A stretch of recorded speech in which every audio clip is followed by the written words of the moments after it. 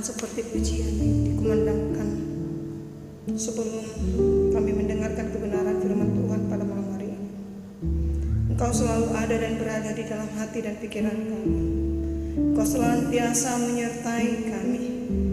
Terima kasih Tuhan buat malam yang sungguh luar biasa ini. Kami seluruh anak-anak Tuhan yang boleh hadir di ibadah kami secara virtual di Salon Gerbang Timur Bethlehem ini. Memberkatilah Engkau Tuhan atas hidup kami, atas pelayanan kami, apapun yang menjadi bagian kami Bapa.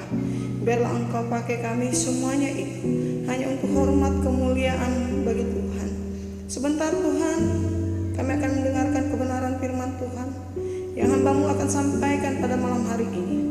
Kuasai hati dan pikiran kami Bapa. Biarlah hikmat Tuhan senantiasa menyertai kami. Kami menyadari Tuhan atas segala keterbatasan, kelemahan, kekurangan kami Bapa. Namun kami yakin dan percaya Roh Kudus Tuhan tetap menyertai kami. Berfirmanlah Tuhan kepada kami malam hari ini melalui kebenaran firman Tuhan, agar kami yang boleh hadir pada malam hari ini diberkati, memberkati di sepanjang kehidupan kami Bapa. Maka kami sambut kebenaran firman Tuhan malam hari ini hanya di dalam nama Allah Bapa, Anak serta Roh Kudus. Biarlah damai sejahtera Allah yang melampaui akal dan pikiran kami, sehingga kami semakin memahami dan mengerti, dan kami dapat melakukan kebenaran firman Tuhan ini. Terpuji dan mulia Engkau Tuhan, jadilah kehendak-Mu atas hidup kami. Haleluya, mari kita katakan amin. Amin. Saudara-saudari yang terkasih dalam Yesus Kristus, terima kasih atas kehadiran kita pada malam hari ini di ibadah kita secara virtual di Salon Gerbang Timur Bethlehem ini. Seharusnya adikku Derip yang menyampaikan kebenaran firman Tuhan pada malam hari ini, tetapi oleh karena sesuatu hal tantenya masuk rumah sakit dan rawat inap, ketepatan dia mendampingi, maka tepat tadi beliau meminta saya untuk backup firman Tuhan malam hari ini tepat di jam 5 sore tadi. Baik saudara-saudariku yang terkasih dalam Yesus Kristus, firman Tuhan buat kita pada malam hari ini yang akan memberikan pengetahuan, pembelajaran kepada kita malam hari ini dengan tema eksploitasi dan penindasan. Eksploitasi dan penindasan. Saudara-saudari yang terkasih dalam Yesus Kristus, hari ini kita akan belajar dari Amsal 30 ayat 13 sampai 14. Amsal 30 ayat 13 sampai 14 tentang sebuah dosa yang sering terjadi dalam kehidupan manusia, yaitu eksploitasi dan penindasan. Saudara-saudari yang terkasih dalam Yesus Kristus, mari kita baca bersama-sama firman Tuhan. Tolong Kak Yuni typingkan firman Tuhannya buat kita supaya kita bersama-sama. Amsal 30 ayat 13 sampai 14. Demikian ayatnya.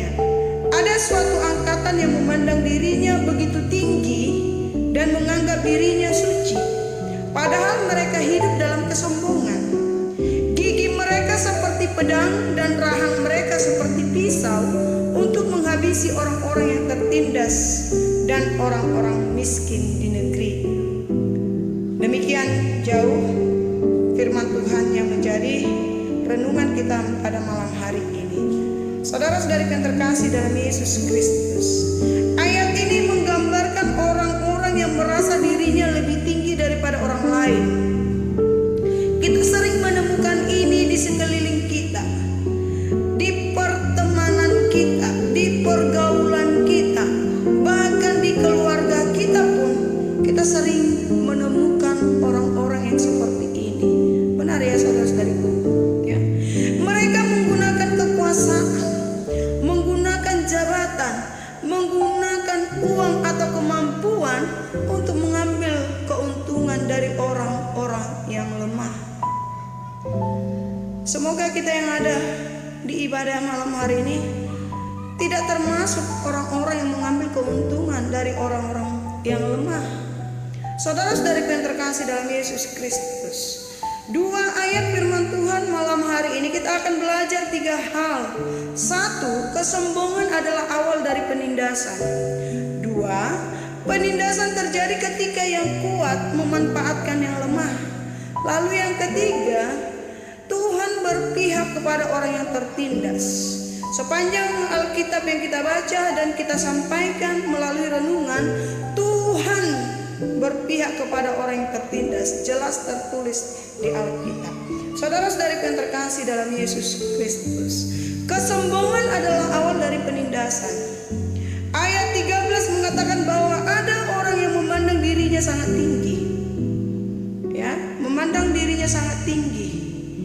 Orang yang sombong mulai berpikir seperti ini, saudara-saudariku. Ya, dan selalu mengeluarkan kata-kata seperti ini.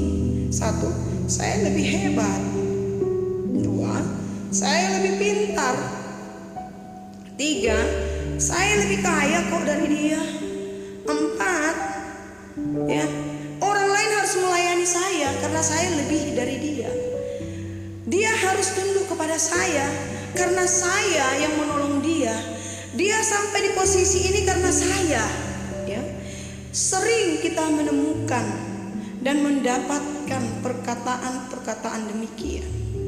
Saudara-saudari yang terkasih dalam Yesus Kristus, ketika hati dipenuhi kesombongan, saudara-saudariku, orang lain tidak lagi dipandang sebagai sesama. Benar atau salah? Benar atau betul, saudara-saudariku?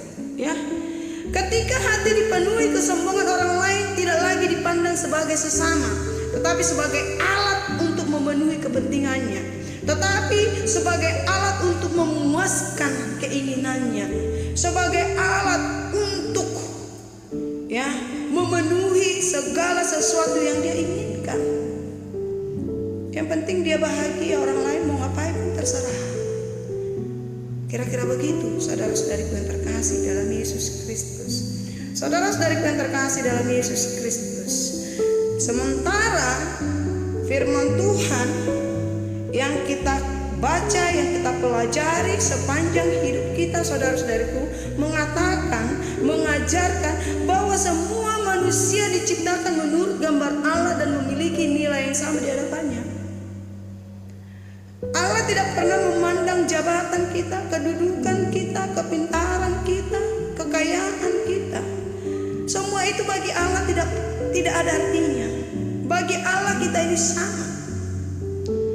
Oleh karena itu, saudara-saudariku, mari kita tanggalkan kesombongan sehingga sifat mengeksploitasi dan menindas orang lain terkikis dari kehidupan kita. Yang kedua, saudara-saudariku, penindasan terjadi ketika yang kuat memanfaatkan yang lemah. Ya, terima kasih brother. Ya, kita tanggalkan semuanya ya. Amin ya. Yang kedua, dari 2 ayat ini kita belajar penindasan terjadi ketika yang kuat memanfaatkan yang lemah. Saudara-saudariku, di ayat 14 tadi dikatakan memakai gambaran yang sangat keras, ya. Ada kalimat yang sangat luar biasa kerasnya, saudara-saudariku. Giginya seperti pedang. Coba, bagaimana gigi seperti pedang? Bukankah itu gambaran yang sungguh luar biasa dahsyatnya? Berarti sungguh luar biasa dia melakukan eksploitasi dan penindasan kepada sesamanya. Giginya seperti pedang, artinya saudara-saudariku, perkataan, tindakan, bahkan keputusan yang mereka lakukan sangat melukai orang lain, sangat menyakiti orang lain, saudara-saudariku yang terkasih dalam Yesus Kristus. Penindasan tidak selalu berupa kekerasan fisik, saudara-saudariku. Ya. Penindasan tidak selalu merupakan kekerasan fisik. Penindasan bisa terjadi ketika atasan memperlakukan pegawai bawahannya dengan tidak adil. 2, ketika orang tua memarahi anak tanpa kasih. 3, ketika teman mengejek temannya yang miskin. 4, ketika orang kuat mengambil hak orang kecil. Lalu yang berikutnya, ketika pedagang menaikkan harga secara tidak wajar saat orang sedang kesusahan. Yang berikutnya, ketika seseorang memanfaatkan pekerjaan orang lain tetapi tidak memberi upah yang layak.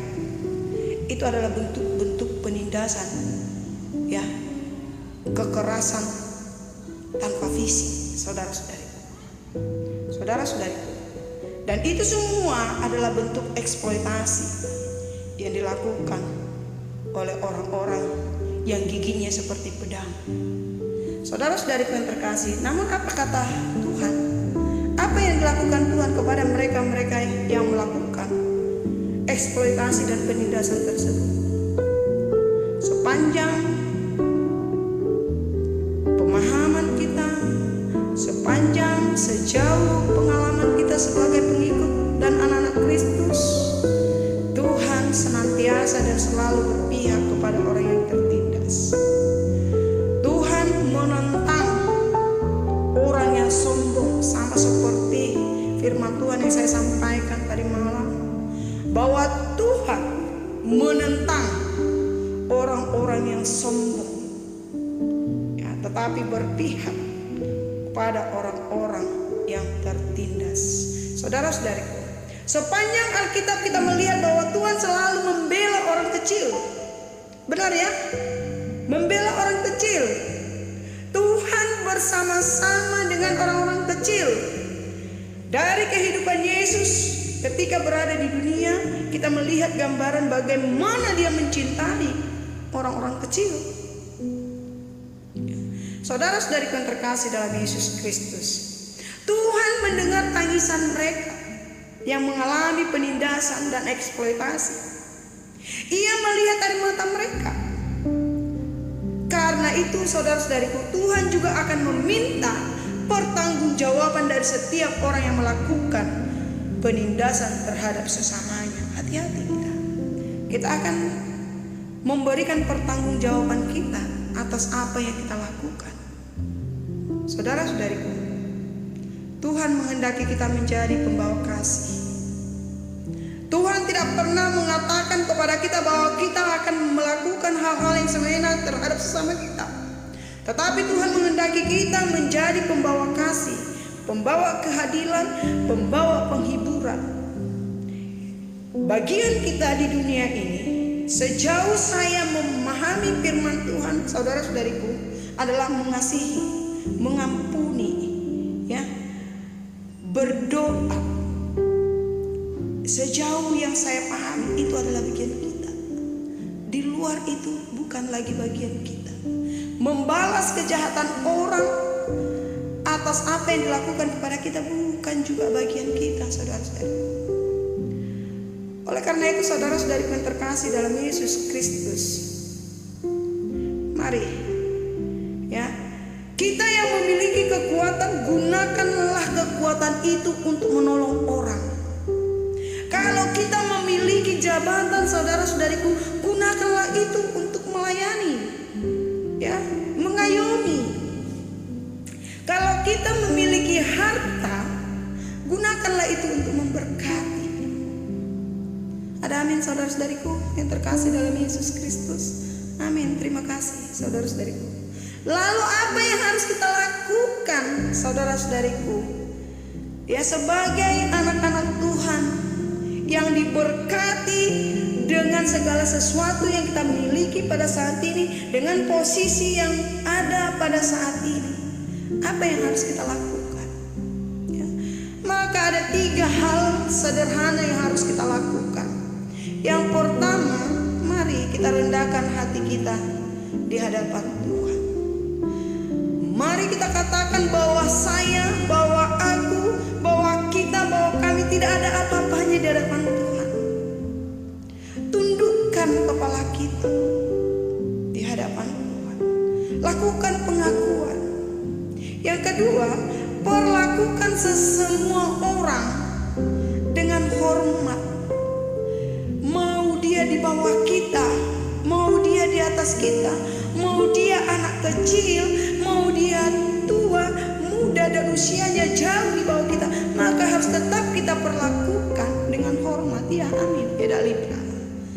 Terima kasih, Brother Fia. Ya, Brother Richard.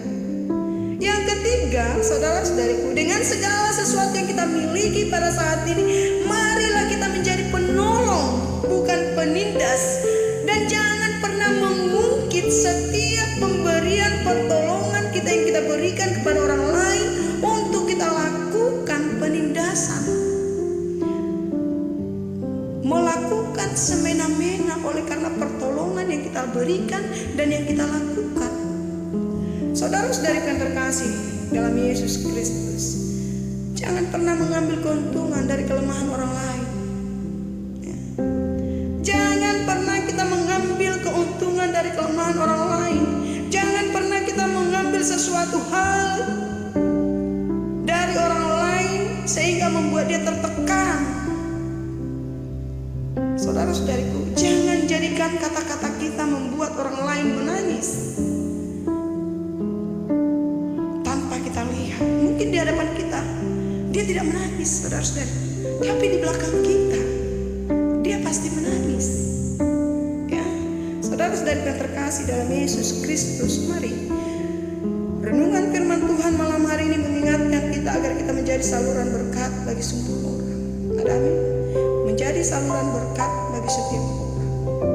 Kalau tidak bisa kita menjadi saluran berkat melalui harta kekayaan kita, mari kita menjadi saluran berkat melalui perkataan kita, melalui tenaga kita, melalui telinga kita. Ketika orang lain berkeluh kesah tentang kehidupannya, mari sebagai pendengar, mari lipat tangan kita sebagai pendoa baginya.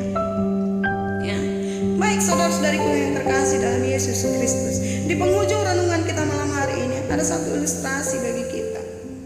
Saudara-saudari, ada dua pemilik toko.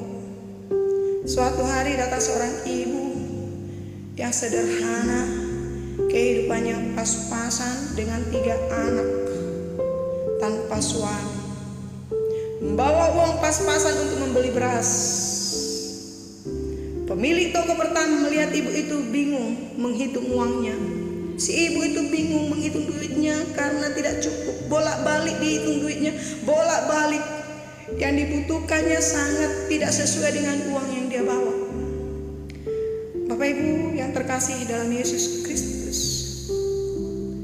apa yang dilakukan si pedagang tersebut? Dia tahu yang dibutuhkan ibu itu. Tiba-tiba si pedagang itu menaikkan harga dan berkata kepada si ibu tadi, kalau mau ya beli, kalau tidak ya pergi saja. Ya harganya segitu. Kalau tidak cukup uangnya ya silakan cari di tempat yang lain. Saudara-saudariku, lalu pemilik toko di seberang si pedagang tadi, ada satu pemilik toko di seberang jalan, yaitu toko yang kedua. Si ibu tadi ke sana, pergi, dia bawa uang yang tidak seberapa itu. Lalu karena si pemilik toko sudah melihat tadi di seberang, dari seberang, berkata, Bu, uang ibu memang kurang sedikit, memang kurang untuk memenuhi kebutuhan yang ibu ambil ini. Tetapi tidak apa-apa, Bu, ibu kan sering belanja datang ke pasar ini. Silakan bawalah dulu belanjaan ibu ini. Nanti sisanya kalau ibu datang lagi ke pasar ini dan sudah ada rezeki, boleh ibu bayar. Boleh ibu bayar lagi kepada saya. Saya tidak pindah. Tetap warung saya di sini. Tetap toko saya di sini. Tetap kedai saya di sini. Mari Bu, silakan. Saudara-saudariku yang terkasih dalam Yesus Kristus, kedua pemilik toko sama-sama berjualan. Kedua pemilik toko sama-sama orang yang berada, tetapi yang satu mengeksploitasi kebutuhan orang lain, yang satu lagi menunjukkan kasih Tuhan. Saudara-saudariku, pertanyaannya bagi kita, seandainya Tuhan datang ke toko itu, kepada siapa dia akan tersenyum? Kepada siapa Tuhan akan tersenyum? Tentu kepada orang yang memilih mengasihi daripada mengambil keuntungan. Benar, pedagang toko pasti akan mencari keuntungan, ya kan? Saudara-saudariku yang terkasih dalam Yesus Kristus. Tetapi si pedagang yang satu yang memiliki kasih itu, tidak selamanya kan orang datang dia berpikir begitu. Tidak semua orang datang dengan kondisi seperti ibu ini.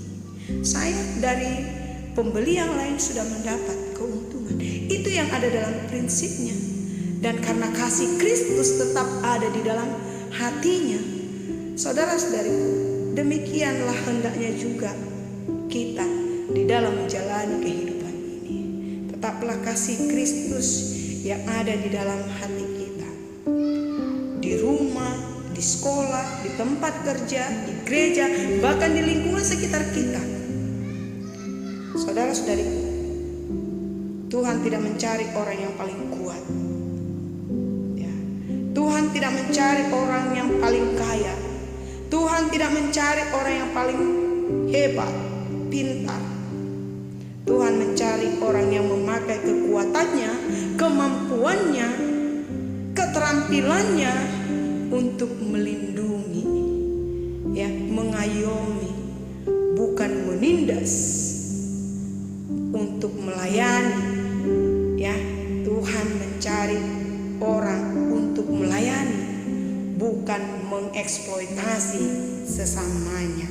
Saudara-saudariku, mari kita menjadi murid, anak-anak Kristus yang menghadirkan kasih, keadilan, dan belas kasihan kepada setiap orang. Siapapun, jangan pernah memilih. Siapapun, mari hadirkanlah kasih, keadilan, dan belas kasihan kepada siapapun, baik yang mengenal kita maupun yang tidak mengenal kita, terutama mereka yang lemah.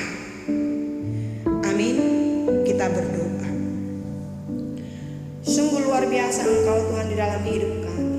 Kami bangga punya Allah seperti Engkau Bapa, yang senantiasa mengingatkan kami melalui kebenaran-kebenaran firman Tuhan yang kami dengarkan maupun kami perdengarkan.